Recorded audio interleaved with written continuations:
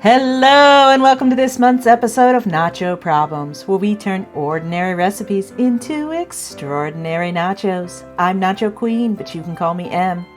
Merry Christmas from Casa del Nacho. We have a very festive recipe for you today, so grab your eggnog and get comfy because this episode we're making mincemeat pie nachos.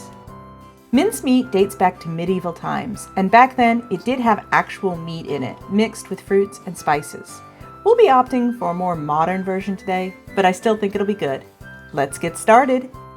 Step 1, the cheese. Our mincemeat will be our cheese, and we'll be using a recipe from one of my favorite YouTubers, the lovely Gemma Stafford from Bigger Bolder Baking. I've cut the recipe in half, but for a full batch you'll need 1 medium apple, 1½ cups raisins, 1½ cups currants, 1½ cups sultanas or golden raisins, 1 cup mixed peel. I couldn't find this, but usually it's candied lemon and orange peel mixed together, so I bought some of each and just combined them. 1 teaspoon mixed spice. This appears to be a UK spice blend, but it's mostly stuff I have on hand. I'll link the ingredients below, or you can just use a pumpkin pie spice blend if you have that, as it's pretty similar. Half a teaspoon cinnamon, 1 medium lemon, zest and juice, 1 medium orange, zest and juice, 1 cup brown sugar, 2/3 of a cup whiskey, you could also use brandy or rum, and 1 stick butter, melted. Start by peeling and grating your apple. Now add in the currants, sultanas, and raisins. Then comes the mixed peel and the spices.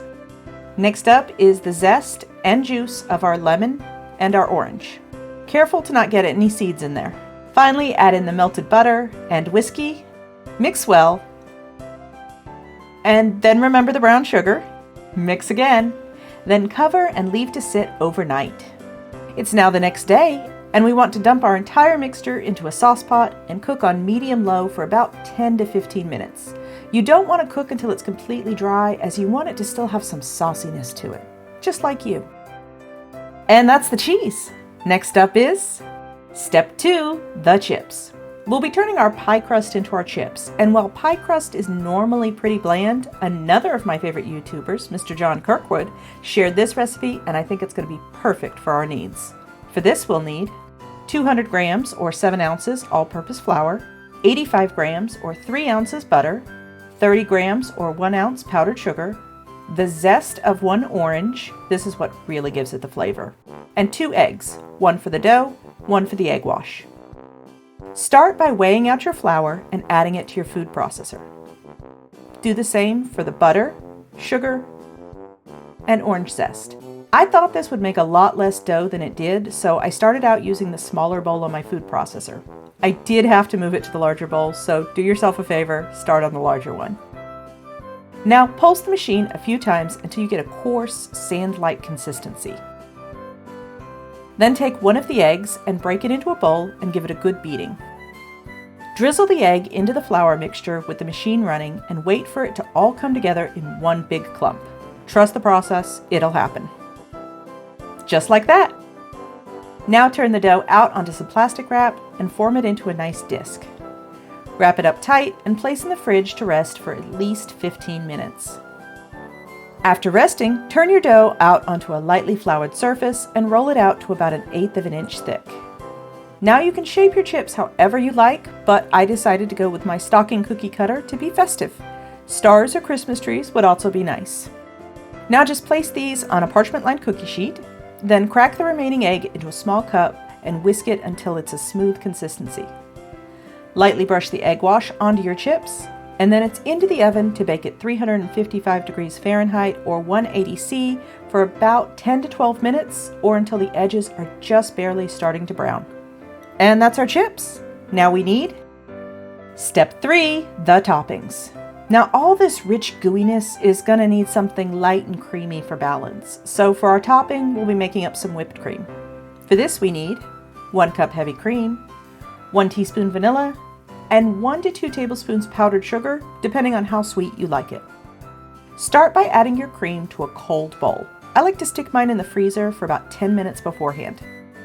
Beat it on high speed until it starts to thicken, then add in the sugar and vanilla and continue whipping until you get stiff peaks. And that's all we need. Time for the best part.